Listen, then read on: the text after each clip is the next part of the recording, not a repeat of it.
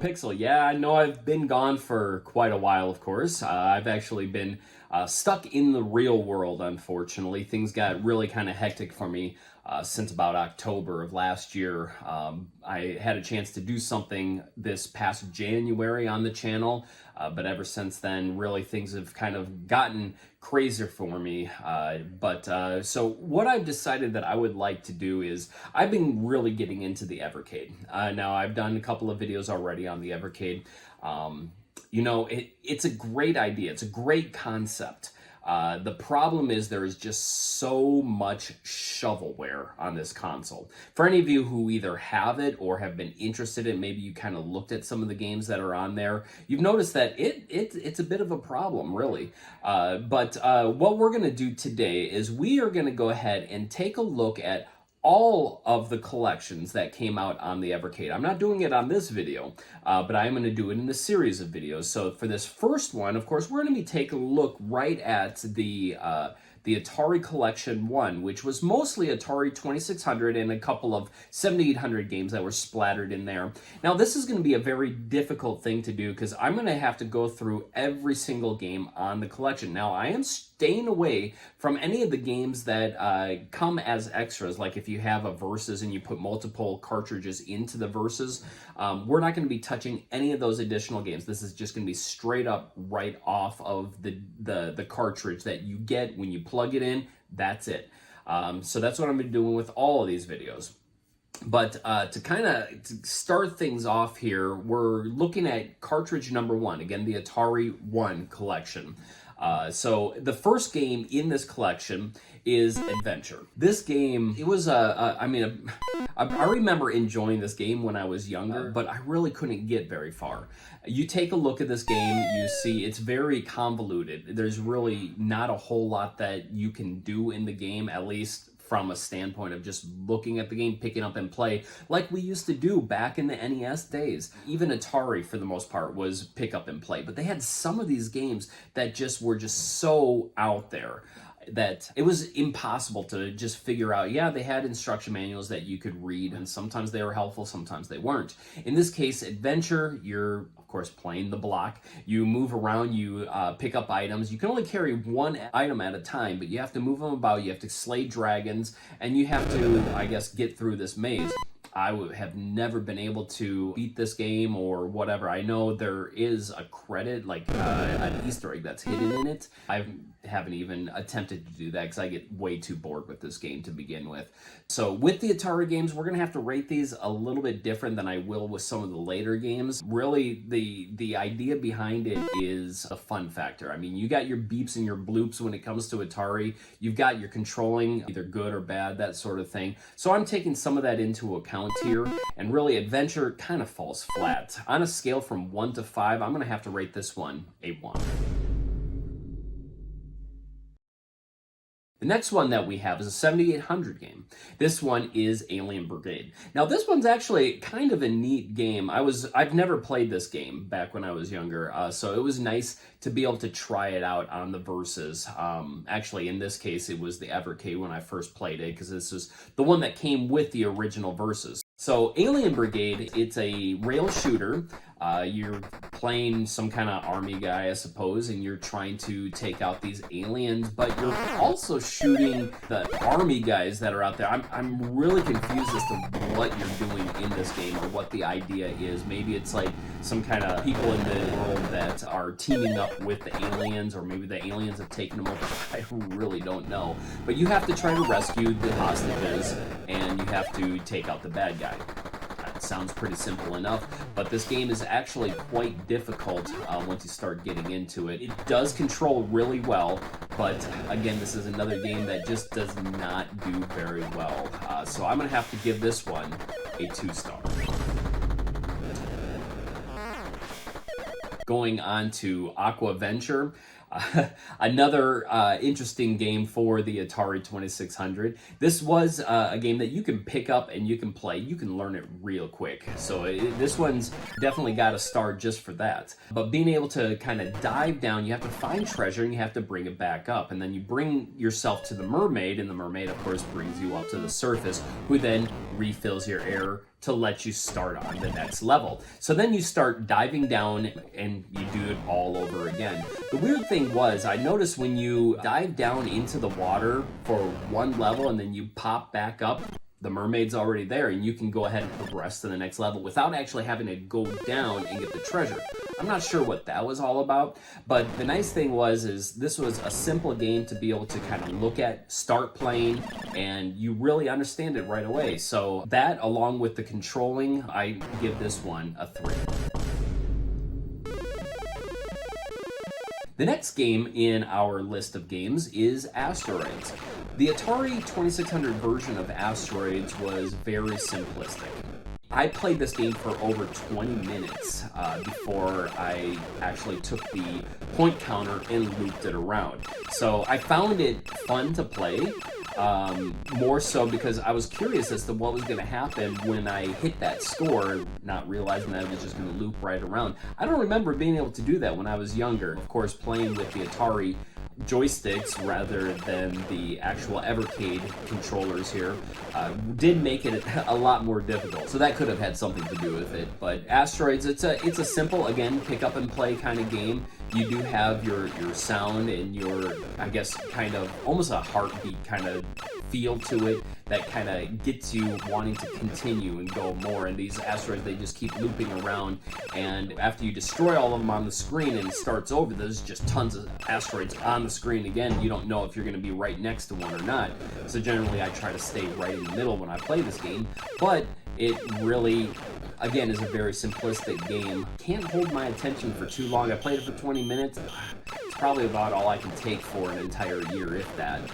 So anyways, I will rate this one with a 2-star.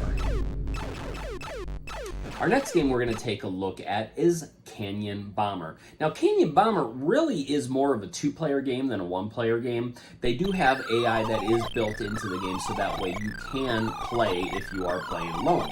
You play as a helicopter, a jet, a bomber, these different things that kind of come across the screen, and basically you just drop bombs. There's, I don't know what it's supposed to be, basically this breakout grid underneath that you have to drop the bomb on, and the bomb goes through the pieces. And of course, it's adding up your score as you go along. You just go left, right, left, right. It's very simple. Again, a very pick up and play kind of game. But the problem with this one is each game only lasts about 2 minutes, and then the game is over, depending on how long it takes you to take out the pieces on the screen or when the timer runs out. I always ended up losing to the computer, but it just is not a very good game. Again, we're going to have to rate this one with a 1-star.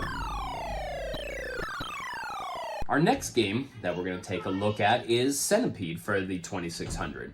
Now, Centipede, this one was one that I do remember playing quite a bit when I was younger.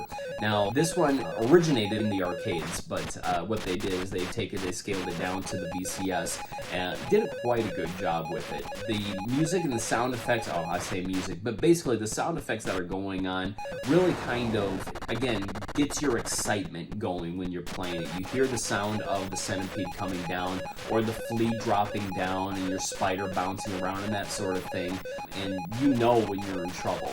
So this game, I'm actually going to have to give this one a 3-star. It's one of the higher ones, mainly because it is actually fun to play.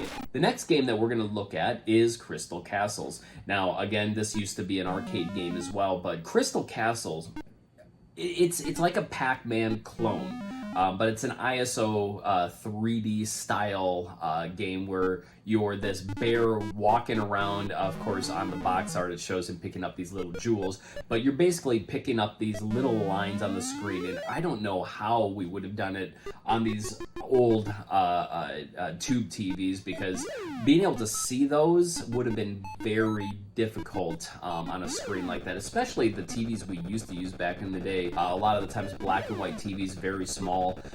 But with this game, it's pretty fast-paced. You've got a button, you can jump over the bad guys and that sort of thing. Sometimes you have obstacles or ladders that you have to go up and that kind of thing. You have to collect all the little power pellets, if you want to call them that, to progress on to the next stage. It's an okay game. It's not something that I would play very often, and again, it is very difficult to see all of the little power pellets on the screen. So for this game, I'm going to have to give it a 2 out of 5. Our next game is another 2600 game called Desert Falcon. Desert Falcon was also another isometric style game, very similar to Zaxxon, if any of you have ever played that game. But you play as this falcon that's flying around in the desert. You have to pick up these little icons that are on the ground, and you have to go and fight the Sphinx. And I have never been able to beat the Sphinx. I don't even know what you're supposed to do. It's obviously not solving a riddle. It looks really good for a 2600 game, but it's just not fun. I'm gonna have to give this one a 1 out of 5. Now, the next game we have on the 2600 is Double Dunk. I thought the White Men Can't Jump game on the Atari Jaguar was bad. That was before I played this game. Now, I shouldn't be expecting much out of a 2600 game, but if I remember correctly, there was a 2600 basketball game that I actually enjoyed. Basically, you play as 2 different players on screen, and I'm guessing you're playing to 21. I don't know. I kind of gave up on it because I got completely bored with it. The jump shots, the passing, everything is so convoluted as far as how you control it. The rebounds happen so quick, you have no idea who's got the ball until the computer, of course, is running back with it if you ended up hitting the backboard or the rim on this, and they're coming right back at you. It's very difficult to play against the PC on this one, so Double Dunk is double junk. I'm going to go ahead and give this a 1 out of 5. The next game is a 7800 game, also based off of an arcade game, Food Fight. Food Fight was actually a pretty good game. I found myself getting hooked on this one. You play as some guy, some kid going around. You have to pick up bits of food that are laying around on the floor, and you have these chefs that are coming at you. Why they're throwing food at you, I don't know. Maybe it's because you picked the food up. But you pick the food up, you throw it at those guys. You have to avoid the holes and make your way over to the ice cream, which is melting. You have to get it before it melts so that you can eat it, and then you go on to the next stage. Very simple. It's understandable. Again, very quick pick up and play kind of thing. Now this one, again, I actually found somewhat entertaining, so I am going to go ahead and actually rate this one with a 3 out of 5. The next one that we have is Gravitar on the 2600. Here comes another one of those convoluted games that has one of the worst controlling schemes on any video game system ever. So basically you play as this ship, you're out in space, you have some guys that might appear out in space that come after you, you can shoot them, but you can fly over to these space stations or these planets and you can go down onto the planets. And as you're on the planets, of course, you have to fight other ships that are around there. And it seems you have these buttons that you have to press. But unfortunately, it was so difficult for me to be able to do anything with it because of the gravity in this game, and also because of the physics with your ship kind of going all over the place. So this one, I cannot recommend it at all. I will have to give it a 1 out of 5. The next one that we have is Missile Command. Now this is one of the games that I remember playing many times back when I was younger, and it's actually still held up today. I'm not a huge fan of the arcade version of it, but the Atari 2600 version was actually quite fun. A lot easier to play. You only have the 1 gun rather than having the 3 guns like you did in the arcade. But basic idea is you got the missiles coming down and you have to blow them up and protect the cities below. So you got the missiles, and you have these bombs that come at you from time to time as well. You don't want your gun to get hit, because if your gun gets hit, you end up losing quite a bit of ammo, and it also freezes you up for a second for you to be able to attack again. Now, this one can get very hectic. So with this one, I definitely do recommend playing it. It's actually entertaining. Again, it's another pick up and play kind of game. This one I will have to also give a 3 out of 5. The next game we have is Motor Psycho. Not motorcycle, but Motor Psycho. I'm not quite sure why they actually call it that, but it's your basic run-of-the-mill motorcycle racing game. You hop on your bike, you drive, you hit those corners, you gotta slow down, you might hit a peak of a hill, or you might hit a cone or something like that, and it makes you bounce high into the air. It's really, like I said, it's just a basic motorcycle racing game. It's actually quite nice, considering this was on the 7800. I think they did quite an amazing job with the way the game looks. But it's still just, it's not a very good game. It's way better than many of the games already on this collection, but outside of that, I would have to give this one a 2 out of 5. Our next game that we have is moving back to the VCS again here, the 2600, is Night Driver. Night Driver, I never understood. Even as a kid, I absolutely hated this game. The controlling is awful. Everything just comes at you so quickly. I guess one of the things they thought of was like, well, you know, we don't have very good graphics. We can't do much with the graphics that we have on screen. So how are we supposed to make this look like a driving game? Well, why don't we make it in the dark? That's what they decided. So anyways, you're driving around, you got to watch out for cars, you got to hit these curves, and they come so quickly that it's very hard to react. Most of the time is spent just crashing. So with this game, again, I cannot recommend it. We're going to have to give it a 1 out of 5. The next one that we have is Ninja Golf. Now, Ninja Golf is one of those hidden gems on the Atari 7800. It's actually quite a fun game. Now, this one is a different kind of game. It's not just your normal golf game. So basically, you've been training as a ninja for a long time, and you're finally coming to the point where you have your most difficult test, as it says in the game. You have to complete a game of 9-hole golf. Now, doesn't that sound scary? I guess to some of you it may. But anyways, you hit the ball, and now you have to run down the fairway. Of course, on the fairway, you're going to come across different enemies such as ninjas, frogs, birds, and all sorts of different things, depending on if you're in the rough or if you're in a sand trap or even under the water when you have to fight sharks and that sort of thing.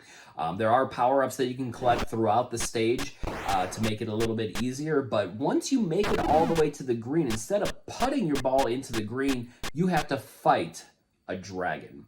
That dragon, you just start slicing it up with your throwing stars, and once you defeat it, you move on to the next hole. Like I said, this one is kind of one of the hidden gems of the console. I didn't get the chance to actually play this one until I was an adult. But I still had a little bit of fun playing this one, a little bit more than some of the other games. So this one I am going to go ahead and rate a 4 out of 5. Not only was it fun, the controlling is easy, very simple, pick up and play yet again. Those are the kind of games that I like, especially on a handheld, even sitting here on the Versus. But we're going to leave it with that 4 out of 5. The next game that we have is a game called Steeplechase. Now, this is a game, again, on the 2600 that you play as a jockey, basically, and you're jumping over these hurdles, and you have 3 other horses that you're racing against. Now, this is a 4-player game, so if you have the ability to be able to play it as a 4-player game, I'm sure it's wonderful, wonderful party game, I suppose. But in this case, me playing by myself, it was very easy to beat the AI in this game. It was not hard at all to jump over those hurdles. Now there are some hay bales, I'm assuming they are longer, but it's really not fun. Again, I'm gonna have to give this one also a 1 out of 5. The next game, Sword Quest for the 2600. I think the story behind Sword Quest is far better than the game itself. If you have not heard of Sword Quest before, after you're done with this video, I suggest that you go ahead, you go back, do a search for Sword Quest 2600. See if you can find someone on YouTube that has a good video on it, because the story behind it of being able to actually win real life items, things like swords, crowns with jewels in them, grails with jewels in them, just all sorts of huge prizes that were worth so much money. But unfortunately, this also came about the time when the video game crash was going on, so Sword Quest never fully got completed. There was Sword Quest, Sky Quest or something, I don't even remember what all of them were. They had like 3 or 4 different games in the series, but they never got to actually complete it and, you know, let the person win the grand prize. But the game itself, here, as we play it, it's not good. Without having the instruction manual, you really can't even play this game. So you could look up the instruction manual online and find out what you have to do, but it's one of the worst games right now in this collection. I mean, they put it in here for a good reason, but it's pointless. It really is pointless. I'm gonna have to give this one a 1 out of 5. Now, the next game that we have was a game that never got out of the prototyping stage. This was Tempest for the 2600. It was supposed to have been released, you know, way back in the day, of course, but it never actually got a release. It did see the light of day in 2005, and then, of course, now on the Evercade. But the Tempest arcade game was brilliant. One of my favorite games of all time. It did not convert well to the 2600. The controlling is horrible. Your movement, being able to even tell what's going on the screen, if you're in the right position to be able to shoot one of these enemies that is coming at you, it's really fell flat, and I see why it never got out of the prototype stage. It's really not worth anyone's time or money, which is surprising considering some of the games they used to release on the 2600 back in the day, but I digress. So what we're going to look at today here, Tempest, we got a 1 out of 5. The next one is Video Pinball. Video Pinball on the 2600 probably should have had a different name. I think I would call this Block Bouncing Simulator. And the reason is because you really don't have to do anything to play this game. You launch the ball and you watch the ball just bounce around. Very rarely does it even get into a point where it's going to go down into the hole and you're going to lose a ball. It just sits there. It bounces around, back and forth and up and down. It becomes so monotonous and pointless that I could just throw my controller down and not do anything. What's the point of that? It's no fun. It's not even fun to look at. So this game, if I could give it a negative number, I would, but since I can't, we're going to give it a 1 out of 5. And finally, the last game on this collection. I know there's been a lot of games, and unfortunately, I really can't do a proper review. Well, this is not really a review, but I can't really give a proper rating for this game overall until we get through all 20 of them. And the 20th game in this collection is Yar's Return. Now, Yar's Return is a pseudo-sequel to Yar's Revenge. This was actually a ROM hack, if I'm not mistaken, that someone did for the fun of it, or I don't even know. But Yar's Revenge, it was a great game. I still love playing Yar's Revenge on the 2600. But Yar's Return does not do a very good job. They've changed the game up a little bit where you have basically a much smaller area to work with. So I guess it's kind of like the expert version of Yar's Revenge. The idea is you have this little munchy guy you have to shoot through and try to get the guy in the middle. You have to eat the little pieces in the center so you can get your super bomb, and then you have to hit that thing in the middle with your super bomb. The problem is you are so close to that super bomb. As soon as you hit that button, you got to get out of the way, and if you don't, you get hit. And that was my problem with the game, is most of the time I was dying more than I was living. So with Yar's Return, it was such a great game. The Yar's Revenge amazing. I would have given that a 4 out of 5, but Yar's Return, unfortunately, they gimped this. They made it so much worse than what it could have been or what the original game was. Unfortunately, I'm going to give this one a 1 out of 5. Okay, so we come down to it. This cartridge, it's good that it came with the console when you purchased it, most likely, unless, of course, you purchased either the Versus or the purple version of the Evercade. But if you're interested in Atari 2600, there might be a couple of games on here that you would like to play. I don't think most people will enjoy playing this collection, to be honest with you. I would not suggest picking this game up. But with all these games, the way it is, there's a couple of gems on here, a couple of games that I find playing every once in a while. I think this is probably the third time that I booted this game up, maybe the fourth time since I booted it up since getting the original Evercade. And that was, what was that now, 1.5 years, 2 years ago, something like that. But as we sit right now, this collection is rated only a 2 out of 5. I do not recommend it. Now, if you are an Evercade collector and you need to have it in your collection, trust me, I understand that. Got to catch them all. And that's kind of how I am with the Evercade is, yes, I like to have all these different cartridges because they really feed into that collector in me. But as far as playing this game, it's going to sit there and it's going to collect some dust. But thank you very much for dropping on by, and I do plan on, again, doing more of these videos with the Evercade. I would like to get through all of the Evercade games so I can let you know, for those of you who aren't just collecting, the ones that are actually wanting to play it, to see if it's going to be worth your while. So in this case, this one's not really worth your while. You can go ahead and skip on past it, but until next time, you guys, keep on gaming. Take care.